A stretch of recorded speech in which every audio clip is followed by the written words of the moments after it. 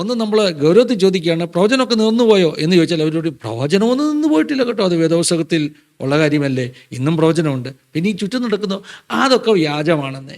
അപ്പോൾ ഈ പോൾ വാഷറിൻ്റെ ശിഷ്യന്മാർ നമ്മുടെ ഇടയിൽ വർദ്ധിക്കുന്നത് കൊണ്ട് എനിക്ക് തോന്നി ഈ പ്രവചനം നിന്നുപോയോ, അന്യഭാഷയൊക്കെ ഇപ്പോഴുമുണ്ടോ, നമ്മുടെ ഇടയിലുള്ളതെല്ലാം വ്യാജമാണോ എന്ന് ഒരു വീഡിയോ ചെയ്യണമെന്ന്. സ്നേഹവന്ദനങ്ങൾ പ്രിയുള്ളവരെ, പാഠഭേദത്തിൻ്റെ ഒരു പുതിയ പാഠത്തിലേക്ക് എല്ലാ മാന്യപ്രേക്ഷകരെയും സ്വാഗതം ചെയ്യുകയാണ്. പാഠഭേദം 350 എപ്പിസോഡുകൾ കഴിഞ്ഞിരിക്കുന്നു. ദൈവത്തിന് സ്തോത്രം ചെയ്യുന്നു.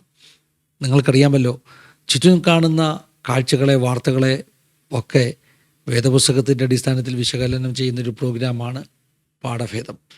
അതായത് രാഷ്ട്രീയ വിഷയങ്ങളാകാം, സാമൂഹിക പ്രശ്നങ്ങളാകാം, അതിനെ വേദപുസ്തകത്തിൻ്റെ അടിസ്ഥാനത്തിൽ വിശകലനം ചെയ്യുന്നു. അതുകൊണ്ട് തന്നെ പലരും ചോദിക്കാറുണ്ട്, എന്തിനാണ് പാഠഭേദം ചെയ്യുന്നത്, എന്തിനാണ് ഇത്തരം വിഷയങ്ങളെക്കുറിച്ച് പരാമർശിക്കുന്നത്. TPM സഭയിലെ ഒരു ദേവദാസനുണ്ട്, ചെറിയാൻ കുഞ്ഞെന്നാണ് അദ്ദേഹത്തിൻ്റെ പേര്. ഞാൻ അദ്ദേഹത്തിൻ്റെ പ്രസംഗങ്ങൾ ഇടയ്ക്ക് ശ്രദ്ധിക്കാറുണ്ട്. അദ്ദേഹം ഉപയോഗിക്കുന്നൊരു മെത്തേഡുണ്ട്. ചുറ്റും കാണുന്ന സംഭവങ്ങളെ പറഞ്ഞുകൊണ്ട് തുടങ്ങി വേദപുസ്തക സത്യങ്ങളെ വെളിപ്പെടുത്തുക. നല്ലൊരു മെത്തേഡാണ്. അപ്പോൾ ചെറിയാൻ കുഞ്ഞ് പാസ്റ്ററൊക്കെ ചെയ്യുന്ന അതേ കാര്യം തന്നെയാണ് പാഠഭേദത്തിലൂടെ ഞാൻ ചെയ്യുന്നത്. പ്രസംഗവേദി അല്ല എന്ന് മാത്രം. ഇന്നൊരു പുസ്തകം കൊണ്ടാണ് വന്നിരിക്കുന്നത്. നിങ്ങൾക്ക് ഒരു പക്ഷേ ഇതിൻ്റെ ടൈറ്റിൽ കാണുവാൻ കഴിയുന്നു എന്ന് ഞാൻ വിശ്വസിക്കുന്നു. പേശും കടവുൾ എന്നാണ് ഈ പുസ്തകത്തിൻ്റെ പേര്. എനിക്ക് ഒത്തിരി ഇഷ്ടപ്പെട്ട ഈ പുസ്തകം. ഈ പുസ്തകത്തിൻ്റെ എഴുത്തുകാരൻ വി കുര്യാക്കോസ് എന്ന് പറയുന്ന ഒരു ദൈവദാസനാണ്. കുര്യാക്കോ വർക്കി എന്നാണ് അദ്ദേഹത്തിൻ്റെ പൂർണ്ണ നാമം. ആസാദിയുടെ ആരംഭകാലം മുതൽ തന്നെ നമ്മുടെ ഒരു വെൽവിഷർ. അദ്ദേഹം പലപ്പോഴും ആ കാലത്തൊക്കെ വീഡിയോ കണ്ടിട്ട് എനിക്ക് കമൻറ്റുകൾ ഇടുമായിരുന്നു ടെസ്റ്റിമണി സെഷനെക്കുറിച്ച്. അങ്ങനെ വർഷങ്ങളായിട്ട് എനിക്ക് അടുപ്പമുള്ള ഒരു ദൈവദാസനാണ് ഈ പറഞ്ഞ വി കുര്യാക്കോസ് എന്ന് പറയുന്ന ദൈവദാസൻ. അദ്ദേഹത്തെക്കുറിച്ച് ആദ്യം ഞാനൊരു ഇൻട്രഡക്ഷൻ പറയാം. ഒത്തിരി പുസ്തകങ്ങൾ എഴുതിയിട്ടുള്ള ദൈവദാസനാണ്. പ്രത്യേകിച്ച് തമിഴിൽ നിന്നും ഇംഗ്ലീഷിൽ നിന്നുമൊക്കെ ധാരാളം പുസ്തകങ്ങൾ മലയാളത്തിലേക്ക് വിവർത്തനം ചെയ്തിട്ടുള്ള ഒരു ദൈവദാസനാണ്. ഞാൻ ഒത്തിരി ഇഷ്ടപ്പെട്ട ഒരു പുസ്തകമാണ് ശാമുവേൽ കാബു മോറിസിൻ്റെ ജീവിതാനുഭവങ്ങളുള്ള പുസ്തകം. ആ പുസ്തകവും എഴുതിയത് ഈ ദൈവദാസൻ തന്നെയാണ്. അങ്ങനെ ഈ പറഞ്ഞതുപോലെ ക്രൈസ്തവ സാഹിത്യ സരണിക്ക് ഒത്തിരി അനുഗ്രഹമായി തീർന്ന ഒരു ദൈവദാസനാണ്. ഒത്തിരി ജീവിതാനുഭവങ്ങളുള്ള ദൈവദാസനാണ്. അദ്ദേഹത്തിൻ്റെ ജീവിതാനുഭവങ്ങൾ, ചില ചിതറിയ ചിന്തകൾ ഒക്കെ ഒന്നിച്ചുള്ളൊരു പുസ്തകമാണ് പേശും കടവുൾ, സംസാരിക്കുന്ന ദൈവമെന്ന അർത്ഥം. എന്തുകൊണ്ടാണ് ടൈറ്റിൽ തമിഴിൽ കൊടുത്തതെന്നൊക്കെ ഞാൻ പിന്നീട് പറയാം. ഞാൻ പറഞ്ഞല്ലോ, ഈ ഒരു എപ്പിസോഡ് കൊണ്ട് പറഞ്ഞു തീർക്കാൻ പറ്റുന്നൊരു സബ്ജക്റ്റല്ല ഞാൻ ഇവിടെ ഇന്ന് ആരംഭിക്കുന്നത്. ഒരുപക്ഷെ തുടർമാനമായി 2-3 എപ്പിസോഡുകൾ ഞാൻ ഈ വിഷയത്തെക്കുറിച്ച് സംസാരിക്കും. പേശും കടവുൾ എന്ന ഈ പുസ്തകത്തിൽ നിന്ന് ചില അനുഭവങ്ങൾ വായിച്ചു കേൾപ്പിക്കണമെന്ന് ആഗ്രഹമുണ്ട്. അത് പറയുമ്പോൾ ഈ പ്രിയപ്പെട്ട കുര്യാക്കോസ് സാർ, അദ്ദേഹം ടെലികോം ഡിപ്പാർട്ട്മെൻറ്റിൽ ഒരു സീനിയറായിട്ടൊക്കെയാണ് റിട്ടയർ ചെയ്തത്. ഇന്ന് 80 ചില്ലുവാനും വയസ്സുണ്ട് അദ്ദേഹത്തിന്. ഈ ദേവദാസനെ ഞാനൊരിക്കൽ ആസാദിയുടെ ചാനലിൽ ഒരു അനുഭവ സാക്ഷ്യം പറയാൻ വേണ്ടി വിളിച്ചിരുന്നു. പലരും എന്നോട് പറഞ്ഞിട്ടുണ്ട്, കുര്യാക്കോസ് സാറിൻ്റെ അനുഭവങ്ങൾ ആസാദിയിൽ കൊണ്ടുവരണം. ആഗ്രഹത്തോടെയാണ് വിളിച്ചത്. അദ്ദേഹം ചിരിച്ചിട്ട് പറഞ്ഞു, പാസ്റ്ററേ, എനിക്കങ്ങനെ വലിയ അനുഭവങ്ങളൊന്നുമില്ല. ഇത് പറഞ്ഞിട്ട് അദ്ദേഹം പറഞ്ഞു, ഞാൻ എൻ്റെ അനുഭവങ്ങൾ ഒരു പുസ്തകമാക്കിയിട്ടുണ്ട് കേട്ടോ, വേണമെങ്കിൽ പാസ്റ്റർക്ക് അത് അയച്ചു തരാം. അങ്ങനെ എനിക്ക് അയച്ചു തന്ന പുസ്തകമാണ് ഈ പുസ്തകം. മാത്രമല്ല, ഒരു കുന്നു പുസ്തകങ്ങൾ ഒന്നിച്ചാണ് അദ്ദേഹം എഴുതിയത് അയച്ചിട്ടുള്ളത്. എനിക്ക് തോന്നുന്നു ഈ വിവർത്തന പുസ്തകങ്ങൾ തന്നെ അദ്ദേഹം 26-ലധികം പുസ്തകങ്ങൾ വിവർത്തനം തന്നെ ചെയ്തിട്ടുണ്ടെന്ന് എനിക്ക് തോന്നുന്നു. എന്താണെങ്കിലും അങ്ങനെ അദ്ദേഹം അയച്ചു തന്ന അനുഭവങ്ങളാണ് ഈ പുസ്തകങ്ങൾ. ഞാൻ വായിച്ചു നോക്കി, പലവരും വായിച്ചു നോക്കി. ഇന്ന് എനിക്ക് ഓർമ്മ വന്നപ്പോൾ ഒന്നുകൂടെ വായിച്ചു. എന്നിട്ടാണ് പ്രേക്ഷകരുടെ മുമ്പിലേക്ക് ഈ പുസ്തകവുമായിട്ട് വരുന്നത്. ഇനി ഞാൻ പറയാം എന്താണ് ഇന്ന് നമ്മൾ ചർച്ച ചെയ്യാൻ പോകുന്ന സബ്ജക്റ്റ്. അതായത് ഈ അടുത്ത ദിവസങ്ങളിലൊക്കെ പലരും ഈ പ്രവചനങ്ങൾ പറയുന്നതിന് എതിരെ സംസാരിക്കുന്ന ഒരു രീതി ഞാൻ കണ്ടുവരുന്നു. ഇത് പെന്തക്കോസ്തുകാർ തന്നെയാണ് കേട്ടോ, പുറത്തുള്ളവരൊന്നുമല്ല. പെന്തക്കോസ്തുകാർ തന്നെ പറയുന്നു ഇപ്പോഴത്തെ പ്രവചനങ്ങളെല്ലാം കള്ളപ്രവചനമാണ്, പ്രവചനങ്ങളൊന്നും അങ്ങനെ നടക്കാറില്ല, കൃപാവരങ്ങളിലൊന്നും വലിയ വിശ്വാസമൊന്നും ഇല്ലാത്ത സ്കെപ്റ്റിക്കലായിട്ടുള്ള ഒത്തിരി ആളുകളെ ചുറ്റും കാണുന്നു. ഇനിയും ഒന്ന് ഇരുത്തി ഗൗരവത്തിൽ ചോദിക്കുകയാണ്. പ്രവചനം ഉണ്ടോ എന്ന് ചോദിച്ചാൽ ഇവരൊക്കെ പറയും പ്രവചനമൊക്കെ ഉണ്ട് കേട്ടോ, വേദോസത്തിൽ പ്രവചനമൊക്കെ ഉണ്ട്, ഇന്ന് കാലത്തുമുണ്ട്. പക്ഷേ ഇപ്പം പറയുന്ന പ്രവചനങ്ങളിലൊന്നും ഞങ്ങൾക്ക് വിശ്വാസമില്ല. പോൾ വാഷർ എന്ന് പറയുന്ന ഒരു വിദേശിയാകുന്ന ദേവദാസനുണ്ട്. അദ്ദേഹത്തെ പലരും ഫോളോ ചെയ്യാറുമുണ്ട്. അദ്ദേഹത്തോടുള്ള എനിക്കുള്ള ഒരു പ്രശ്നം, അദ്ദേഹത്തോട് ആരെങ്കിലും ചോദിക്കുകയാണ് അന്യഭാഷ നിന്നുപോയോ എന്ന് ചോദിച്ചാൽ അദ്ദേഹം പറയും അന്യഭാഷ ഒന്നും നിന്ന് പോയിട്ടില്ല, വേദപുസ്തകത്തിൽ ഉള്ള കാര്യങ്ങളൊക്കെ ഇന്നും നടക്കുന്നുണ്ട്. പക്ഷേ അടുത്ത സെൻറ്റൻസ് അദ്ദേഹം പറയും പക്ഷേ ഇന്ന് അന്യഭാഷ പറയാൻ യോഗ്യതയുള്ളവരൊന്നും ഭൂമിയുടെ മുഖത്തില്ല. അതുകൊണ്ട് അന്യഭാഷ നിന്ന് പോയിട്ടില്ല, പക്ഷേ യോഗ്യതയുള്ളവർ ഇല്ലാത്തത് കൊണ്ട് ആരും അന്യഭാഷ പറയുന്നില്ല. അപ്പോൾ ഈ ചുറ്റും അന്യഭാഷ പറയുന്നവരുടെ കോടിക്കണക്കിന് ആളുകളുടെ ഒരു സമൂഹം, കരിസ്മാറ്റിക്സും പെന്റിക്കോസ്റ്റൽസും അവരൊക്കെ എന്താ പറയുന്നത് ചോദിച്ചാൽ അദ്ദേഹം പറയും അതൊക്കെ വ്യാജ അന്യഭാഷയാണ്. ഇത് തന്നെയാണ് ഇപ്പോൾ പലരും പറയുന്നത്. ഒന്ന് നമ്മൾ ഗൗരവത്തിൽ ചോദിക്കുകയാണ് പ്രവചനമൊക്കെ നിന്നുപോയോ എന്ന് ചോദിച്ചാൽ അവരോട് പ്രവചനമൊന്നും നിന്ന് പോയിട്ടില്ല കേട്ടോ, അത് വേദപുസ്തകത്തിൽ ഉള്ള കാര്യമല്ലേ, ഇന്നും പ്രവചനമുണ്ട്. പിന്നെ ഈ ചുറ്റും നടക്കുന്നു അതൊക്കെ വ്യാജമാണെന്ന്. അപ്പോൾ ഈ പോൾ വാഷറിൻ്റെ ശിഷ്യന്മാർ നമ്മുടെ ഇടയിൽ വർദ്ധിക്കുന്നത് കൊണ്ട് എനിക്ക് തോന്നി ഈ പ്രവചനം നിന്നുപോയോ, അന്യഭാഷയൊക്കെ ഇപ്പോഴുമുണ്ടോ, നമ്മുടെ ഇടയിലുള്ളതെല്ലാം വ്യാജമാണോ എന്ന് ഒരു വീഡിയോ ചെയ്യണമെന്ന്. ഞാൻ പറഞ്ഞല്ലോ ഇത് ഒരു വീഡിയോ ആകുകയില്ല. കാരണം നമ്മുടെ ഇടയിൽ നിന്നുപോയി എന്ന് അവകാശപ്പെടുന്ന കുറേ കാര്യങ്ങളെക്കുറിച്ച് ഞാൻ ഒരു പരമ്പര തന്നെ ചെയ്യാൻ ആഗ്രഹിക്കുകയാണ്. അതുകൊണ്ട് അതിൻ്റെ ആദ്യത്തെ ഒരു എപ്പിസോഡാണ് ഇന്ന് പറയാൻ ആഗ്രഹിക്കുന്നത്. ചില സഭാവിഭാഗങ്ങളൊക്കെ ചില ചർച്ചുകളൊക്കെ പഠിപ്പിക്കുന്നുണ്ട് കൃപാവരങ്ങളൊക്കെ നിന്നുപോയി, അന്യഭാഷയൊക്കെ നിന്നുപോയി. അതൊക്കെ 1-ാം നൂറ്റാണ്ടിൽ മാത്രമായിരുന്നു. നമ്മൾ അറിയാമല്ലോ, നമ്മളത് പേര് പറയുന്നുണ്ട്, കുഴപ്പമില്ല. ബ്രദറൻ ഒരു ചിന്താഗതി, അങ്ങനെയൊക്കെയുള്ള ചിന്താഗതിയാണ്. ഈ ബ്രദറൻ സഭകളുടെ പഠിപ്പീര് അങ്ങനെയൊക്കെയുള്ള ചിന്താഗതികളാണ്. അവരെ നമ്മൾ വിളിക്കുന്നത് സെസേഷനലിസ്റ്റുകൾ എന്നാണ്. അതായത് ഈ കൃപാവരങ്ങൾ നിന്നുപോയി എന്ന് പഠിപ്പിക്കുന്ന ആളുകൾ, വിരാമവാദികൾ എന്ന് വേണമെങ്കിൽ നമുക്ക് പറയാം. ഇതൊക്കെ വിരമിച്ചു, നിന്നുപോയി, 1-ാം നൂറ്റാണ്ട് കൊണ്ട് നിന്നുപോയി. അങ്ങനെ ഒരു കൂട്ടം ആളുകളുണ്ട്. ഞാനിപ്പോൾ പറയാൻ പോകുന്നത് പെന്തക്കോസ്തിൻ്റെ അകത്തുള്ള വിരാമവാദികളെക്കുറിച്ചാണ്. ഞാൻ ഒന്നുകൂടെ ആവർത്തിക്കാം, ഞാൻ ബ്രദറുകാർ പഠിപ്പിക്കുന്ന വിരാമവാദത്തെക്കുറിച്ചല്ല ഈ വീഡിയോകളിൽ ചർച്ച ചെയ്യാൻ പോകുന്നത്. പെന്തക്കോസ്തിൻ്റെ അകത്ത് തന്നെ സെസേഷനലിസ്റ്റുകളോ അല്ലെങ്കിൽ പാർഷ്വൽ സെസേഷനലിസ്റ്റുകളോ ഉണ്ട് എന്ന സത്യമാണ് പഠിപ്പിക്കാൻ പോകുന്നത്. അതായത് കൃപാവരങ്ങൾ ഇല്ല, അത് നിന്നുപോയി, ഇന്ന് കാണുന്ന അന്യഭാഷയല്ല, ഇന്നത്തെ പ്രവചനമൊക്കെ വ്യാജമാണെന്ന് പഠിപ്പിക്കുന്ന വിരാമവാദികൾ. അല്ല എങ്കിൽ ഭാഗിക വിരാമവാദം പൂർണ്ണമായിട്ട് നിന്ന് പോയിട്ടില്ല കേട്ടോ, അവിടെ ഇവിടെയൊക്കെ ഉണ്ട്, അന്യഭാഷയൊക്കെ ഒക്കെയാണ്, പക്ഷേ പ്രവചനമൊക്കെ നിന്നുപോയി, അതൊന്നും അംഗീകരിക്കാൻ പറ്റത്തില്ലെന്ന് പഠിപ്പിക്കുന്ന പാർഷ്വൽ സെസേഷൻ, സീസായിപ്പോയി, നിന്നുപോയി, വിരമിച്ചു എന്ന് പഠിപ്പിക്കുന്ന ആളുകൾ, അവരെക്കുറിച്ചൊക്കെ ആണ് പ്രേക്ഷകരുമായിട്ട് ഞാൻ പങ്കുവെക്കുവാൻ ആഗ്രഹിക്കുന്നത്. അതുകൊണ്ടാണ് ഞാൻ ഈ പേശും കടവുൾ എന്ന പുസ്തകം എടുത്തുകൊണ്ട് വന്നത്. പേശും കടവുൾ എന്ന് പറഞ്ഞാൽ സംസാരിക്കുന്ന ദൈവം. ഈ ദേവദാസനെ, പ്രിയപ്പെട്ട കുര്യാക്കോസ് സാറിന് കുറേ തമിഴ് ബന്ധമുണ്ട്. അദ്ദേഹം രക്ഷിക്കപ്പെട്ടത് തന്നെ ഒരു തമിഴ് പുസ്തകം വായിച്ചാണ്. അങ്ങനെ ഉള്ള അനുഭവങ്ങളുള്ളത് കൊണ്ട് അദ്ദേഹം ഈ ഹൈ റേഞ്ചിലൊക്കെ തമിഴ് മേഖലകളിലൊക്കെ ജോലി ചെയ്ത്, തമിഴ് ചർച്ചിലൊക്കെ അറ്റൻഡ് ചെയ്ത്, തമിഴൊക്കെ പഠിച്ചിട്ടുള്ള ആളായതുകൊണ്ട് അദ്ദേഹത്തിൻ്റെ ഈ പുസ്തകത്തിൽ പല തമിഴ് പുസ്തകങ്ങളെക്കുറിച്ച്, തമിഴ് പരാമർശങ്ങളെക്കുറിച്ചൊക്കെ പറയുന്നുണ്ട്. അതുകൊണ്ടൊക്കെ തന്നെയാണ് അദ്ദേഹം ഈ പുസ്തകത്തിന് പേശും കടവുൾ എന്ന പേര് കൊടുത്തത്. ഈ പുസ്തകത്തിൻ്റെ പ്രസ്താവനയിൽ, ആമുഖത്തിൽ അദ്ദേഹം പ്രത്യേകമായിട്ടൊരു കാര്യം പറയുന്നുണ്ട്. ഈ പുസ്തകം അദ്ദേഹം എഴുതിയിരിക്കുന്നത് അവിശ്വാസികൾക്ക് വേണ്ടിയല്ല, അല്ലെങ്കിൽ രക്ഷിക്കപ്പെടാത്തവർക്ക് വേണ്ടിയല്ല. പേശും കടവുകൾ, സംസാരിക്കുന്ന ദൈവം എന്ന മെസ്സേജ് കൊടുക്കേണ്ടത് രക്ഷിക്കപ്പെടാത്തവർക്കല്ലേ? അല്ല, അദ്ദേഹം പറയുന്നത് രക്ഷിക്കപ്പെടാത്തവർ, ക്രിസ്തുവിനെ അറിയാത്തവർ ഇത് വായിച്ചാൽ എത്രമാത്രം അവർക്ക് പ്രയോജനപ്പെടുമെന്ന് അറിഞ്ഞുകൂടാ.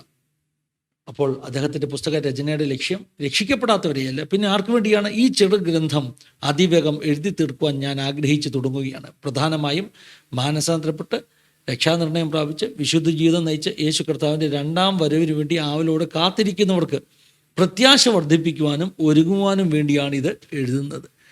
ദൈവമക്കൾക്ക് വേണ്ടി എഴുതിയ പുസ്തകമാണ്. പക്ഷേ ഈ പുസ്തകത്തിൽ അദ്ദേഹത്തിൻ്റെ ജീവിതാനുഭവങ്ങളിലൂടെ എംഫസൈസ് ചെയ്ത് പറയുന്നത് അന്യഭാഷ നിന്നുപോയിട്ടില്ല, കൃപാവരങ്ങൾ നിന്നുപോയിട്ടില്ല, അതുപോലെ തന്നെ കർത്താവ് സംസാരിക്കുന്ന ദൈവമാണ്. 12-ാം ചാപ്റ്റർ മുതൽ എനിക്കൊന്ന് ഒരു 5 ചാപ്റ്റേഴ്സ് അദ്ദേഹം കൊടുത്തിരിക്കുന്ന ടൈറ്റിൽ സെയിമാണ്.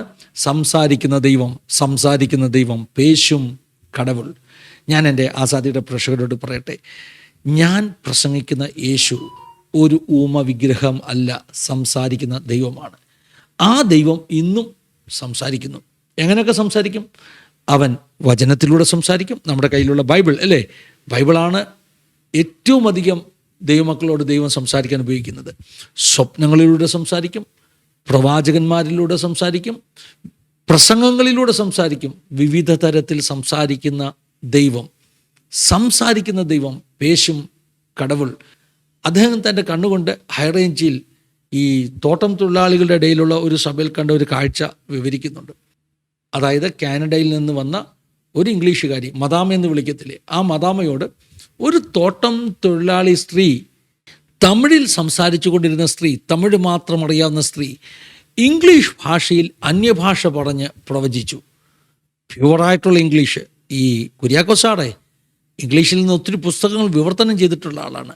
കേരളത്തിലെ വളരെ വലിയ മീറ്റിങ്ങുകൾക്ക്, ആയിരങ്ങളും പതിനായിരങ്ങളും കൂടുന്ന മീറ്റിങ്ങുകൾക്ക് വിദേശികൾക്ക് തർജ്ജിമ ചെയ്യാൻ ആ കാലത്ത് പലപ്പോഴും ആളുകൾ വിളിക്കുന്ന ആളാണ് കുര്യാക്കോസാർ. അദ്ദേഹത്തിന് മുമ്പിൽ നിന്ന് ഈ തമിഴ് സ്ത്രീ, ചെറിയ വിദ്യാഭ്യാസം മാത്രമുള്ള കൊളുന്തു നുള്ളുന്ന ഒരു സ്ത്രീ, തേയിലത്തോട്ടത്തിലെ, അവർ കൃത്യമായിട്ട് ഇംഗ്ലീഷിൽ സംസാരിക്കുകയാണ്. അപ്പോൾ അന്യഭാഷ നിന്നുപോയിട്ടില്ല, പ്രവചനം നിന്നുപോയിട്ടില്ല. ഈ അനുഭവങ്ങളെല്ലാം ഉൾക്കൊള്ളിച്ചുകൊണ്ട് അദ്ദേഹം എഴുതിയ പുസ്തകം പേശും കടവുൾ, സംസാരിക്കുന്ന ദൈവം. ഇത് വെളിയിലുള്ളവർക്ക് വേണ്ടിയല്ല, ഇത് അകത്തുള്ളവർ വായിക്കണമെന്നാണ് പ്രിയപ്പെട്ട കുര്യാക്കോസാറിൻ്റെ ആഗ്രഹം. കാരണം നമ്മുടെ ഇടയിൽ ഈ വിരാമവാദികൾ കൂടിയിരിക്കുന്നു. പൂർണ്ണവിരാമമൊന്നും പഠിപ്പിക്കുന്നില്ലെങ്കിലും ഭാഗിക വിരാമവാദികൾ കൂടിയിരിക്കുന്നു. പ്രവചനത്തിലൊന്നും വിശ്വാസമില്ല. പ്രവചനമൊക്കെ ഉണ്ട് കേട്ടോ, ഈ പോൾ വാഷർ പറയുന്നത് പോലെ പ്രവചനമൊക്കെ ഉണ്ട്. പക്ഷേ എനിക്കങ്ങോട്ട് വിശ്വസിക്കാൻ വയ്യ. ഇനിയും ഞാൻ എപ്പോഴും പറയുന്നൊരു കാര്യമുണ്ട്, ഞാനും പണ്ട് ഒത്തിരി വിമർശിക്കുന്ന ആളായിരുന്നു. ഒരു കാലത്ത് ഞാൻ എഴുതുമ്പോൾ പ്രസംഗിക്കുമ്പോഴെല്ലാം ചുറ്റും നടക്കുന്നതെല്ലാം തെറ്റെന്ന് പറഞ്ഞ് വിമർശിക്കുന്ന ആളായിരുന്നു. പക്ഷേ പരിശുദ്ധാത്മാവ് എന്നെ പഠിപ്പിച്ച ചില പാഠങ്ങളുണ്ട്. 2005 ഞാനൊരു ഉപവാസവും പ്രാർത്ഥനയുമായി ഇരിക്കുമ്പോൾ ദൈവാത്മാവിനോട് ചോദിച്ചു, നീ സകലരെയും വിമർശിക്കുന്നു, ക്യാൻ ഐ ട്രസ്റ്റ് യു? എനിക്ക് നിന്നെ വിശ്വസിക്കാൻ പറ്റുമോ? ഉത്തരവാദിത്തമുള്ളൊരു ശുശ്രൂഷ കൃപാവരം ഏൽപ്പിച്ചാൽ നീ അതുകൊണ്ട് ഗെയിം കളിക്കുമോ? നീ അത് നിൻ്റെ പേഴ്സണൽ സ്വാർത്ഥ താല്പര്യങ്ങൾക്ക് വേണ്ടി ഉപയോഗിക്കുമോ? അന്ന് 2005 ഡിസംബർ 31 ഞാൻ ദൈവസന്നിധി പറഞ്ഞു, കർത്താവേ, എനിക്കൊരു കൃപാവരം തന്നാൽ, ഒരു ശുശ്രൂഷ തന്നാൽ അതുകൊണ്ട് ഞാൻ കളിക്കുകയില്ല. അന്നെടുത്ത തീരുമാനം. അന്ന് ഞാൻ വിമർശനം നിർത്തി. ഞാൻ പറഞ്ഞു, കർത്താവേ, ഞാൻ വിമർശിക്കുകയില്ല ഇനി. കർത്താവ് എന്നോട് എന്ത് പറഞ്ഞെന്നറിയാമോ? നീ എല്ലാവരെയും വിമർശിക്കാതെ നീ ഒരു ശുശ്രൂഷ പ്രാപിച്ച് നിവിശ്വസ്തമായി അത് വെളിപ്പെടുത്തി കൊടുക്കുക, അതിൽ ഓപ്പറേറ്റ് ചെയ്യുക. ഞാൻ എൻ്റെ സ്നേഹിതരോട് ഇതെല്ലാം നിന്നുപോയി, അതിനുള്ള യോഗ്യതയുള്ളവരൊന്നും ഇന്നില്ല എന്ന് പറയുന്ന പ്രിയപ്പെട്ട എല്ലാ ദൈവമക്കളോടും സ്നേഹത്തോടുകൂടെ പറയുകയാണ്, ആർ യു അവൈലബിൾ? നിങ്ങൾ അവൈലബിൾ ആണോ? നിങ്ങളുടെ വിമർശന ബുദ്ധിയൊക്കെ മാറ്റിയിട്ട് ഒരു 21 ദിവസം ഇരിക്കുന്നേ, ഒരു 40 ദിവസം ഇരിക്കുന്നേ. എന്തിനാ? ദൈവസന്നിധിയിലൊന്ന് ഒരുക്കാൻ വേണ്ടി, ശുദ്ധീകരിക്കാൻ വേണ്ടി. എന്നിട്ട് പറഞ്ഞാൽ, കർത്താവേ, എന്നെ ഉപയോഗിക്കണമേ. എന്നെ ഉപയോഗിക്കാൻ പറ്റത്തില്ലെങ്കിൽ കർത്താവേ, ആരെങ്കിലും ഒരു നല്ല കുട്ടി കാണുമല്ലോ, ഒരു ചെറുപ്പക്കാരൻ കാണുമല്ലോ, ആ ചെറുപ്പക്കാരനെ ഉപയോഗിക്കണം. ഞാനൊരു 21 ഡേയ്സ് ഫാസ്റ്റിംഗ് ഇരിക്കുകയാണ്. അങ്ങനെ ഫാസ്റ്റിംഗ് ഇരിക്കാൻ ഒരു കാരണമുണ്ട് കേട്ടോ. ഞാൻ വളരെ പ്രശസ്തനാകുന്ന ഒരു ദൈവദാസനെ ഒരു മീറ്റിങ്ങിന് വേണ്ടി വിളിച്ചു. ഈ മെയ് മാസം അദ്ദേഹം എനിക്ക് ഡേറ്റ് തന്നതാണ്. പക്ഷേ ചുരുക്കി പറഞ്ഞു കഴിഞ്ഞാൽ, ചോദ്യവും പറച്ചിലുമൊക്കെ വന്നു കഴിഞ്ഞപ്പോൾ ഞാൻ വെക്കുന്ന മീറ്റിംഗ് എൻ്റെ സഭയിലുള്ള വിശ്വാസികൾക്ക് വേണ്ടി മാത്രമുള്ള മീറ്റിംഗ് ആയതുകൊണ്ട്, അതൊരു ചെറിയ മീറ്റിംഗ് ആയതുകൊണ്ട്, അദ്ദേഹത്തെപ്പോലെ ഒരു വലിയ ദൈവദാസന് ആ മീറ്റിങ്ങിൽ വരുവാൻ കഴിയാത്തത് കൊണ്ട്, അല്ലെങ്കിൽ അദ്ദേഹത്തിൻ്റെ സമയം വിലപ്പെട്ടതാണല്ലോ, അദ്ദേഹത്തിന് ഇപ്പോൾ 100 പേർക്ക് വേണ്ടി പ്രസംഗിക്കാൻ പറ്റുമോ? ആയിരങ്ങൾക്ക് വേണ്ടി പ്രസംഗിക്കുന്ന ദൈവദാസൻ. അതുകൊണ്ട് എനിക്ക് ആ ഡേറ്റ് പിന്നീട് മാറ്റേണ്ടതായിട്ട് വന്നു. അദ്ദേഹം അവൈലബിൾ അല്ലാതായി മാറി. അതെൻ്റെ ഹൃദയത്തെ ഒത്തിരി വേദനിപ്പിച്ചു. ഞാൻ ദൈവസന്നിധിയിൽ ചെന്ന് പ്രാർത്ഥിച്ചു, കർത്താവേ, കൃപാവരം കൊടുക്കുകയാണെങ്കിൽ അവൈലബിൾ ആയിട്ടുള്ളവർക്കേ കൊടുക്കാവുള്ളൂ. നമുക്ക് അക്സസിബിൾ അല്ലാത്ത ഒരു ദൈവദാസന് വലിയ പ്രവചനവരമൊക്കെ കൊടുത്തു കഴിഞ്ഞാൽ പിന്നെന്താ പ്രയോജനം കർത്താവേ? കാരണം ആളങ്ങ് ഒത്തിരി വലുതായതുകൊണ്ട് നമുക്ക് അയാളോടൊന്ന് സംസാരിക്കാൻ പോലും പറ്റത്തില്ല, അദ്ദേഹത്തെ ഒന്ന് വിളിക്കാൻ പോലും പറ്റത്തില്ല. അപ്പോൾ ഞാൻ പറഞ്ഞു, കർത്താവേ, അതുകൊണ്ടൊരു കാര്യം ചെയ്യാം, നീ കൊടുക്കുകയാണെങ്കിൽ അവൈലബിൾ ആയിട്ടുള്ളവർക്കേ കൊടുക്കാവുള്ളൂ. ഞങ്ങളുടെ ചർച്ചിൽ ഒരു 21 ദിവസം ഞങ്ങൾ ഉപസിച്ച് പ്രാർത്ഥിക്കാൻ പോവുകയാണ്. എന്നെ ഉപയോഗിക്കേണ്ട അപ്പ, പക്ഷേ ഞങ്ങളുടെ കുട്ടികൾ ആരെങ്കിലുമൊക്കെ ഉണ്ടല്ലോ പരമാർത്ഥ ഹൃദയത്തോടുകൂടെ ദൈവസന്നിധിയിൽ ഇരിക്കുന്നവർ, അവരെ ആരെയെങ്കിലും നീ ഉപയോഗിക്കണമേ എന്ന് ഞാൻ ഈ ദിവസങ്ങളിൽ പ്രാർത്ഥിച്ചുകൊണ്ടിരിക്കുന്ന എൻ്റെ ഉപവാസ പ്രാർത്ഥനയുടെ 15-ാമത്തെ ദിവസമാണ്. ലക്ഷ്യമൊന്നേ ഉള്ളൂ, കൃപാവരങ്ങൾ ജ്വലിക്കണം. ലക്ഷ്യമൊന്നേ ഉള്ളൂ, നമ്മുടെ ഇടയിൽ അനേക ദൈവമക്കൾ വരപ്രാപ്തരായിട്ട് അവർ ദൈവരാജ്യത്തിന് അനുഗ്രഹമായി തീരണം. വ്യാജന്മാർ ഒത്തിരിയുണ്ട്. നിങ്ങൾക്ക് ഒരു നല്ല പ്രവാചകൻ, നിങ്ങൾക്ക് ഒരു നല്ല പാസ്റ്റർ, നിങ്ങൾക്കൊരു നല്ല ദൈവദാസനാകുവാൻ കഴിയുമോ എന്ന ചലഞ്ച് ഞാൻ നിങ്ങളുടെ മുമ്പിലേക്ക് വെക്കുകയാണ്. പേശും കടവുൾ എന്ന് പറയുന്ന ഈ പുസ്തകം മുഴുവൻ വായിച്ചു കേൾപ്പിക്കണമെന്ന് എനിക്ക് ആഗ്രഹമുണ്ട്. പക്ഷേ അത് ബുദ്ധിയല്ല, കാരണം നമ്മുടെ ഒത്തിരി സമയം അത് അവതരിപ്പിക്കും. അതുകൊണ്ട് ചില പേജുകൾ മാത്രം ഞാനിങ്ങനെ ഫോൾഡ് ചെയ്ത് വെച്ചിട്ടുണ്ട്. അവയിൽ ചിലത് ഇന്ന് വായിക്കാം, ബാക്കി അടുത്ത എപ്പിസോഡിൽ കേൾക്കാം. ഞാൻ പറയാൻ ആഗ്രഹിക്കുന്നത്, കൃപാവരങ്ങൾ വിരമിച്ചു പോയിട്ടില്ല. വിരാമവാദികൾ, പാർഷ്വൽ സെസേഷനലിസ്റ്റുകളോട് എനിക്ക് പറയാനുള്ളത് ഈ ദൈവദാസൻ എഴുതിയ ചില അനുഭവങ്ങളാണ്. പ്രിയപ്പെട്ട കുര്യാക്കോസ് സാർ എഴുതിയ ചില അനുഭവങ്ങളാണ്. അദ്ദേഹം പ്രത്യേകിച്ച് ഈ പുസ്തകത്തിൽ പറയുന്നുണ്ട്, അദ്ദേഹം വളരെ വേഗത്തിൽ ഈ പുസ്തകം എഴുതുകയാണ്. കാരണം വേഗത്തിൽ തൻ്റെ ജീവിതാനുഭവങ്ങൾ എഴുതി തീർക്കണമെന്ന് തൻ്റെ ആഗ്രഹം. 12 വർഷമായി ഈ പുസ്തകം എഴുതാൻ താൻ ആഗ്രഹിക്കുന്നു. എന്നാൽ അത് അടുക്കും ചിട്ടിയോടുമൊക്കെ എഴുതണമെന്ന് ആഗ്രഹിച്ചിരുന്നത് കൊണ്ട് സമയം മുന്നിലേക്ക് പോയി. ഇനിയും സമയങ്ങൾ നഷ്ടപ്പെടുത്താനില്ല, എനിക്ക് വേഗത്തിൽ എഴുതി തീരണം എന്ന് പറഞ്ഞ് അവിശ്വാസികൾക്കല്ല കേട്ടോ, നമ്മളെപ്പോലെ ഈ വിരാമവാദം തലയ്ക്ക് പിടിച്ചവർക്കൊക്കെ വേണ്ടി യേശു ഇന്നും സംസാരിക്കുന്ന പേശും കടവുളാണെന്ന് പറയുന്ന ഒരു അത്ഭുതകരമാകുന്ന അനുഭവങ്ങൾ ഉൾക്കൊള്ളിച്ചിട്ടുള്ള പുസ്തകം. നിങ്ങൾക്ക് ഈ പുസ്തകം കിട്ടുമെങ്കിൽ ഇതിലെ അനുഭവങ്ങളൊന്ന് വായിച്ചു നോക്കണം കേട്ടോ. കർത്താവ് ഇന്നും പ്രവർത്തിക്കുന്നു. 3-ാമത്തെ അധ്യായം ദൈവാനുഭവങ്ങൾ എന്ന് പറയുന്ന ഒരു അധ്യായമാണ്. അദ്ദേഹം വളരെ പ്രശസ്തനായിരുന്ന ദേവദാസൻ ഭക്തസിംഗുമായിട്ടുള്ള തൻ്റെ ഇടപെടലുകളെക്കുറിച്ച്, തൻ്റെ കമ്മ്യൂണിക്കേഷൻസിനെ കുറിച്ചൊക്കെ പറഞ്ഞാണ് ഈ ദൈവാനുഭവങ്ങൾ എന്ന് പറയുന്ന ആ ഒരു ചാപ്റ്റർ തുടങ്ങുന്നത്. ഭക്തസിംഗിനെ നിങ്ങൾക്കൊരു പക്ഷേ അറിയാമായിരിക്കും. പഞ്ചാബിൽ ജനിച്ചു വളർന്ന വ്യക്തിയാണ്. എന്നാൽ അദ്ദേഹം കൂടുതലും സൗത്ത് ഇന്ത്യയിൽ, പ്രത്യേകിച്ചും ആന്ധ്രാപ്രദേശും തമിഴ്നാടും ഒക്കെ കേന്ദ്രീകരിച്ചാണ് അദ്ദേഹം ശുശ്രൂഷ ചെയ്തുകൊണ്ടിരുന്നത്. അതുകൊണ്ട് അദ്ദേഹം കൂടുതൽ തമിഴിലാണ് ശുശ്രൂഷിച്ചുകൊണ്ടിരുന്നത്. ഞാൻ പ്രേക്ഷകരുടെ ഇൻഫർമേഷന് വേണ്ടി പറയാം, ഭക്തസിംഗ് ശരിക്കും ഒരു വലിയ അത്ഭുതമായിരുന്നു. യേശുവിനെ വളരെ എതിരായി സഞ്ചരിച്ച ഒരു ചെറുപ്പക്കാരൻ, അദ്ദേഹം യേശുവിനെ സ്വീകരിച്ച് ഇന്ത്യയിലെ തന്നെ ക്രിസ്തീയ വിശ്വാസത്തിൻ്റെ ഏറ്റവും വലിയ ഒരു ഇവാഞ്ചലിസ്റ്റായി മാറിയ കഥയാണ് ഭക്തസിംഗിൻ്റെ കഥ. ആന്ധ്രയിൽ അദ്ദേഹത്തിൻ്റെ ഫ്യൂണറലിന് ഒരു കാലം വരെ ഇന്ത്യൻ ചരിത്രത്തിൽ ഏറ്റവും വലിയ ഫ്യൂണറൽ പ്രൊസഷൻ നടന്നത് ഭക്തസിംഗിൻ്റെ ആയിരുന്നു. ഇന്ന് അതിൻ്റെ വീഡിയോ യൂട്യൂബിൽ എവിടെയോ അവൈലബിൾ ആണ്. ദശലക്ഷക്കണക്കിന് ആളുകളായിരുന്നു അദ്ദേഹത്തിൻ്റെ ഫോളോവേഴ്സ്. അദ്ദേഹത്തിൻ്റെ ഫ്യൂണറലിന് ലക്ഷക്കണക്കിന് ആളുകൾ പങ്കെടുത്തു എന്നതാണ് എനിക്ക് മനസ്സിലാക്കുവാൻ കഴിയുന്നത്. അത്ര കർത്താവ് ഉപയോഗിച്ച ഒരു വലിയ ദൈവദാസനായിരുന്നു ഭക്തസിംഗ്. ഭക്തസിംഗിൻ്റെ ചില തമിഴ് പുസ്തകങ്ങൾ ഇദ്ദേഹം മൂന്നാറിൽ ജോലിയോടനുബന്ധിച്ച് താമസിക്കുമ്പോൾ വായിച്ചതിനെക്കുറിച്ചൊക്കെ അദ്ദേഹം എഴുതിയിട്ടുണ്ട്. പ്രത്യേകിച്ചും ഈ തമിഴ് പുസ്തകങ്ങളൊക്കെ ആയിരുന്നു അദ്ദേഹത്തെ ക്രിസ്തുവിൽ ബലപ്പെടുത്തുവാൻ, കുര്യാക്കോസ് സാറിനെ ക്രിസ്തുവിൽ ബലപ്പെടുത്തുവാനൊക്കെ ഇടയായി തീർന്നത്. ആ പുസ്തകങ്ങളുടെ പേരുകൾ തമിഴ് പുസ്തകങ്ങളാണ് കേട്ടോ. ആ പുസ്തകങ്ങളുടെ പേരുകളൊക്കെ ഇതിനകത്ത് രേഖപ്പെടുത്തിയിട്ടുണ്ട്. അതിലെ 1-ാമത്തെ പുസ്തകം ഈ ബ്രദർ ഭക്തസിംഗിൻ്റെ അനുഭവങ്ങളും സാക്ഷ്യങ്ങളുമായിരുന്നു. ദൈവം തന്നെ നടത്തിയ അത്ഭുതകരമാകുന്ന ചില വഴികളെക്കുറിച്ച് അദ്ദേഹം എഴുതിയിട്ടുണ്ട്. ഈ ഭക്തസിംഗ് ഇടയ്ക്കൊക്കെ കുര്യാക്കോസ് സാറിന് ആ കാലത്ത് കത്തുകൾ അയക്കുമായിരുന്നു. ആ കത്തുകൾ പലതും ദീർഘവർഷങ്ങൾ താൻ സൂക്ഷിച്ചു വെച്ചിരുന്നു എന്നൊക്കെ ഈ പുസ്തകത്തിൽ എഴുതിയിരിക്കുന്നു. 1970 കാലയളവിൽ ഭക്തസിംഗ് ധാരാളമായി എനിക്ക് കത്തെഴുതാറുണ്ടായിരുന്നു. തിങ്കളാഴ്ച എഴുതുന്ന എഴുത്തിന് തൻ്റെ കയ്യൊപ്പോടുകൂടിയ ടൈപ്പ് ചെയ്ത മറുപടി ആഴ്ചയുടെ അവസാനം എനിക്ക് കിട്ടിക്കൊണ്ടിരുന്നു. അതിൽ ബൈബിൾ ഉദ്ധരണികളും ഉണ്ടായിരുന്നു. വളരെ പ്രോത്സാഹനം നൽകുന്ന കത്തുകൾ ദീർഘകാലം ഞാൻ സൂക്ഷിച്ചിരുന്നു. അതിലൊന്നിൽ അദ്ദേഹം പറഞ്ഞിരുന്ന ഒരു കാര്യം ഇങ്ങനെയായിരുന്നു, മലയാള വിവർത്തനമാണ് കേട്ടോ. കുര്യാക്കോസ്, അതിരാവിലെ സമയങ്ങളിൽ ദൈവസന്നിധിയിൽ കാത്തിരുന്നാൽ ദൈവം താങ്കളോട് സംസാരിക്കും. ഇതായിരുന്നു ഭക്തസിംഗ് എഴുതിയിരുന്നത്. ഭക്തസിംഗിൻ്റെ പുസ്തകത്തിൽ പറഞ്ഞിരുന്ന കാര്യം തന്നെയാണിത്. ഇംഗ്ലണ്ടിലെ പഠനം പൂർത്തിയാക്കി ഇന്ത്യയിൽ വന്ന് ഒരു എൻജിനീയറായി ജോലി ചെയ്യാതെ സുവിശേഷകനായി മാറിയ ആളാണ് ഭക്തസിംഗ്. ഒരു ദിവസം രാത്രി ഈ ഭക്തസിംഗിനോട് ദൈവത്തിൻ്റെ പരിശുദ്ധാത്മാവ് പറഞ്ഞു, പഞ്ചാബിലെ സിന്ധ് എന്ന് പറയുന്ന പ്രവിശ്യയിൽ പോയിട്ട് സുവിശേഷം അറിയിക്കുക. അന്നത്തെ കാലത്ത് ഈ സിന്ധ് പ്രവിശ്യ എന്ന് പറഞ്ഞാൽ അന്ന് ഇന്ത്യ വിഭജിക്കപ്പെട്ടിട്ടില്ലല്ലോ. അപ്പോൾ ഇന്ന് പാകിസ്ഥാൻ്റെ ഭാഗമാകുന്ന സിന്ധ് പ്രവിശ്യയിലേക്ക് പോയി സുവിശേഷം പറവാൻ ദൈവം തന്നോട് അരുളി ചെയ്തു. അങ്ങനെ ഭക്തസിംഗ് ഈ സിന്ധ് പ്രവിശ്യയിൽ എത്തി, തൻ്റെ സ്നേഹിതന്മാരുമായിട്ട് ചേർന്ന്. അവിടെ ചെന്നപ്പോൾ സുവിശേഷം അറിയിക്കാൻ ഒരു ഭാഷ തടസ്സമായി തീർന്നു. ഇംഗ്ലീഷും ഹിന്ദിയും പഞ്ചാബിയും ഒക്കെ തനിക്ക് വശമുണ്ട്. അദ്ദേഹത്തിന് സിന്ധി ഭാഷ അറിയില്ലായിരുന്നു. അടുത്തെവിടെയോ താമസിക്കുന്ന ഒരു പട്ടാളക്കാരൻ പല ഭാഷകൾ അറിയാവുന്ന ഒരാളുണ്ടെന്നും അയാളുടെ സഹായം തങ്ങൾക്ക് ലഭിക്കുമെന്നും ആരോ പറഞ്ഞതനുസരിച്ച് അദ്ദേഹത്തെ തേടിപ്പോയെങ്കിലും അയാൾ തലേ ദിവസം മരിച്ചു പോയിരുന്നു. ആരെ? ഈ പരിഭാഷ നടത്താമെന്ന് വാക്ക് പറഞ്ഞാൽ തലേ ദിവസം മരിച്ചു പോയിരുന്നു. നിരാശരായ ഭക്തസിംഗും കൂട്ടുകാരും ഒരു പുഴയുടെ തീരത്ത് പോയി പ്രാർത്ഥിച്ചു കൊണ്ടിരുന്നു.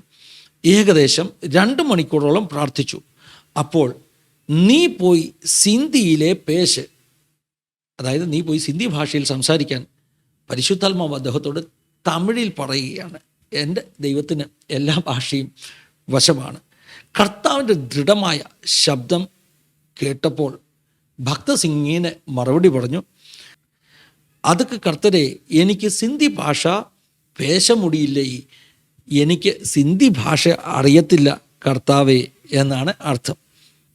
നീ പേശുവില്ലേ നാൻ പേശുവേൻ, നീ പേശുവില്ലേ നാൻ പേശുവേൻ, നീ അല്ലടാ സംസാരിക്കാൻ പോകുന്നത്, ഞാൻ സംസാരിക്കുമെന്ന് പറഞ്ഞ് ദൈവം ഭക്തസിംഗിനെ ബലപ്പെടുത്തി സംസാരിക്കാൻ പ്രേരിപ്പിക്കുകയാണ്. ആ ശബ്ദം കേട്ട് ധൈര്യപ്പെട്ട് സിന്ധിലെ ആ ചെറിയ ടൗണിലേക്ക് കടന്നു ചെന്ന് ഒരു പാട്ട് പാടി പ്രാർത്ഥിച്ച് എനിക്ക് സിന്ധി ഭാഷ അറിഞ്ഞുകൂടെന്ന് പറഞ്ഞുകൊണ്ട് പ്രസംഗം ആരംഭിച്ചു. പിന്നീട് അദ്ദേഹം അതിനെക്കുറിച്ച് പറഞ്ഞിരിക്കുന്നത്, നാൻ അതിശയപ്പെടുമാറ് സിന്ധിയിലെ സെയ്തി കൊടുത്തേൻ, അതായത് ഞാൻ അതിശയിക്കപ്പെടുമാറ് സിന്ധിയിൽ സന്ദേശം നൽകി. ഈ കുര്യാക്കോസ് സാറിൻ്റെ ഈ തമിഴ് പുസ്തകങ്ങൾ വായിച്ച തമിഴ് ബന്ധങ്ങൾ കൊണ്ടൊക്കെയാണ് ഈ പുസ്തകത്തിന് പേശും കടവുൾ എന്ന് പേര് കൊടുത്തിരിക്കുന്നത്, അനുഗ്രഹിക്കപ്പെട്ട പുസ്തകം. അപ്പം ഞാൻ പറഞ്ഞു വരുന്നത്, ഈ പരിശുദ്ധാത്മാവിൻ്റെ പ്രവൃത്തികൾ, അന്യഭാഷാ ഭാഷണം, ഇതൊക്കെ വളരെ അത്ഭുതകരമാണ്. ഇതൊക്കെ ഇന്നും നമ്മുടെ ചുറ്റും നടക്കുന്നു, അല്ലാതെ ഇതൊന്നും വിരമിച്ച് പോയിട്ടില്ല. പോൾ വാഷറെ പോലെ നമ്മൾ പറയില്ല നമുക്ക് ചുറ്റുമുള്ളവരെല്ലാം യോഗ്യതയില്ലാത്തവരാണ്, അവരെ കൊണ്ടൊന്നും പറ്റത്തില്ലെന്ന്. നമുക്കാർക്കും യോഗ്യതയില്ലെന്ന്. പിന്നെ യേശുവിൻ്റെ രക്തം സകല പാപവും പൊക്കി നമ്മെ ശുദ്ധീകരിക്കുന്നു എന്നുള്ള ഒറ്റ യോഗ്യതയാണ് എന്നെക്കൊണ്ടും നിങ്ങളെക്കൊണ്ടും അന്യഭാഷ പറയിക്കുന്നതും അതിനെ വ്യാഖ്യാനിപ്പിക്കുന്നതും പ്രവചന ദൂതുകൾ പറയിക്കുന്നതും. നമ്മൾ വലിയ വിശുദ്ധന്മാരായിട്ടൊന്നുമല്ല കേട്ടോ. ഞാൻ പരിശുദ്ധാത്മാവിനോട് പ്രാപിച്ച കഥയൊക്കെ ഞാൻ ആസാദിയിൽ പറഞ്ഞിട്ടുണ്ട്, ആവർത്തിക്കുന്നില്ല. നമ്മുടെ യോഗ്യത കൊണ്ടല്ല നാം ആത്മനിറവ് പ്രാപിക്കുന്നത്, പ്രവചന ശുശ്രൂഷ ചെയ്യുന്നത്. ഒത്തിരി കുറവുകളുള്ള മനുഷ്യരെ ദൈവം അതിശക്തമായ ശുശ്രൂഷയ്ക്ക് വേണ്ടി ഉപയോഗിക്കുന്നു. ഞാൻ ഒറ്റ സംഭവം കൂടി ഈ പുസ്തകത്തിൽ നിന്ന് പറഞ്ഞിട്ട് ബാക്കി അടുത്ത എപ്പിസോഡിലേക്ക് വെക്കാം. ഞാൻ കുറേ ചോദ്യങ്ങൾക്ക് ഉത്തരം തരും. അതായത്, ഈ വേദപുസ്തകത്തിൽ ഉള്ള പ്രവചനം നിന്നു പോയിട്ടുണ്ടോ? ഇന്നും അത് നടക്കുമോ? പ്രവചനമെന്ന് പറഞ്ഞാൽ എന്താണ്? ഭാവി പറയുമോ? പുതിയ നിയമ പ്രവചനം ഭാവി പറയലാണോ? പുതിയ നിയമ പ്രവചനം വിശ്വാസികൾക്കാണോ അവിശ്വാസികൾക്കാണോ? ഇങ്ങനെ കുറേ ചോദ്യങ്ങൾക്ക് ഉത്തരം അടുത്ത എപ്പിസോഡ്സിൽ നിശ്ചയമായിട്ട് ഞാൻ പറയും. പക്ഷേ എനിക്ക് ഈ പുസ്തകം അതിനു മുമ്പേ നിങ്ങളെ ഒന്ന് വായിച്ച് കേൾപ്പിക്കണം, കുറേ പേജസ് എങ്കിലും. കാരണം ഇത് വിശ്വാസികൾക്കുള്ള പുസ്തകമാണ്. കൃപാവരങ്ങളൊക്കെ ഇല്ല, അന്യഭാഷയില്ല, വരങ്ങളില്ലെന്നൊക്കെ ചിന്തിക്കുന്ന, വിരമിച്ചു പോയി നിന്നുപോയി എന്ന് ചിന്തിക്കുന്നവർക്കുള്ള പുസ്തകമായതുകൊണ്ട് ആദ്യം ഇത് വായിച്ച് കേൾപ്പിക്കണമെന്ന് ഞാൻ ആഗ്രഹിക്കുന്നു. ഒരു സംഭവം കൂടെ പ്രിയപ്പെട്ട കുര്യാക്കോസ് സാർ എഴുതിയത് നിങ്ങളോടൊന്ന് വായിച്ച് കേൾപ്പിക്കാം. എബ്രായ ലേഖനത്തിൽ 13-ാം അധ്യായം 8 മുതലുള്ള വാക്യങ്ങളിൽ യേശുക്രിസ്തു ഇന്നലെയും ഇന്നും എന്നേക്കും അനിന്യനാകുന്നു, അതായത് മാറ്റമില്ലാത്തവൻ. വിവിധവും അന്യവുമായ ഉപദേശങ്ങളാൽ ആരും നിങ്ങളെ വലിച്ചു കൊണ്ടുപോകരുത് എന്ന് പറഞ്ഞിരിക്കുന്നു. 1-ാം നൂറ്റാണ്ടോടുകൂടെ കൃപാവരങ്ങൾ നിന്നുപോയെന്ന് ആരെങ്കിലും പറഞ്ഞാൽ അത് സത്യവിരുദ്ധമാണ്. 1-ാം നൂറ്റാണ്ടല്ല സാറേ. ഞാൻ ഈ എപ്പിസോഡ് ചെയ്യുമ്പോൾ നമുക്ക് ചുറ്റും നമ്മുടെ ഇടയിൽ നിന്ന് തന്നെ ആളുകൾ പറയുന്നു, ഇപ്പം നടക്കുന്നില്ല, വ്യാജമാണ്, സത്യമൊന്നുമില്ല, കൃപാവരങ്ങൾ നിന്നുപോയി, ഇതൊക്കെ ഒറിജിനലല്ല, ഡ്യൂപ്ലിക്കേറ്റ് ആണ്, അന്യഭാഷ ഡ്യൂപ്ലിക്കേറ്റ്, പ്രവചനം ഡ്യൂപ്ലിക്കേറ്റ്. സത്യമായത് എവിടെ, ശരിയായത് എവിടെ എന്ന് ചോദിച്ചാൽ സാമ്പിൾ കാണിക്കാൻ പോലും ഇല്ല എന്ന് പറയുന്ന, പാർഷ്യൽ സെസേഷനിൽ വിശ്വസിക്കുന്ന, അർത്ഥ വിരാമവാദത്തിൽ വിശ്വസിക്കുന്ന ആളുകൾ ചുറ്റുമുണ്ട് സാറേ. അപ്പോൾ സാർ 1-ാം നൂറ്റാണ്ടെന്നാണ് പറഞ്ഞത്, ഞാൻ ആഡ് ചെയ്യുക. ഇന്ന് നമ്മുടെ ഇടയിൽ പോലും ഇങ്ങനെ പഠിപ്പിക്കുന്നവരുണ്ട്. അതുകൊണ്ടാണ് ഈ അനുഭവങ്ങൾ വായിച്ചു കേൾപ്പിക്കുന്നത്. അടുത്ത പാരഗ്രാഫ്, എനിക്ക് നേരിട്ട് അനുഭവമുള്ള ഒരു സംഭവം ചൂടെ ചേർക്കുന്നു. ട്രൈബൽ മിഷൻ പ്രവർത്തനത്തിൻ്റെ സ്ഥാപകരിൽ ഒരാൾ കൂടിയായ ഞാൻ മിഷൻ്റെ ആഭിമുഖ്യത്തിലുള്ള ഒരു മെഡിക്കൽ ക്യാമ്പിന് ഏലപ്പാറയിൽ പോയിരുന്നു. Pastor A.E. ചാക്കോയുടെ നേതൃത്വത്തിലാണ് ആ ക്യാമ്പ് നടന്നത്. ക്യാമ്പ് കഴിഞ്ഞ് പോരുമ്പോൾ എന്നോട് വല്ലപ്പോഴും സൗകര്യം പോലെ അവിടെയുള്ള ഞായറാഴ്ച ആരാധനാലയത്തിൽ കടന്നു ചെന്ന് സാക്ഷ്യം പറവാൻ ആവശ്യപ്പെട്ടു. അന്ന് രക്ഷാനിർണയം പ്രാപിച്ചിട്ടില്ലാത്ത എൻ്റെ ഭാര്യയുമൊത്താണ് ഏലപ്പാറയ്ക്ക് പോയത്. ആരാധനയിൽ സംബന്ധിക്കുവാൻ പ്രായമേറിയ ഒരു കനേഡിയൻ മദാമയും അന്നത്തെ ആരാധനയിലുണ്ടായിരുന്നു.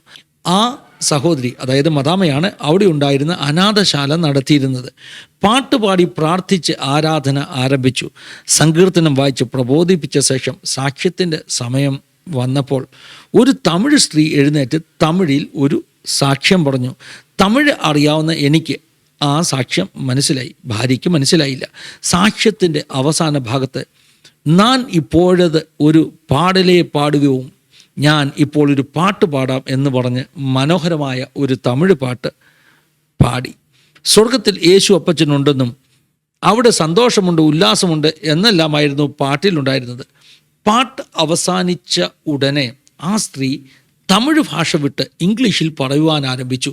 ഇംഗ്ലീഷിൽ പറയുന്ന ഓരോ വാക്യവും പാസ്റ്റർ പരിഭാഷപ്പെടുത്തുന്നുമുണ്ടായിരുന്നു. ആ സന്ദേശം ഏതാണ്ട് ഇതുപോലെയായിരുന്നു: എൻ്റെ മകളെ, നീ എന്തിനു ഭാരപ്പെടുന്നു? ഞാൻ നിനക്ക് വേണ്ടി കരുതുന്നവനാണ്. നീ എനിക്ക് പ്രിയപ്പെട്ടവളാണ്. നീ വെള്ളത്തിൽ കൂടി കടന്നാൽ മുങ്ങിപ്പോകുകയില്ല.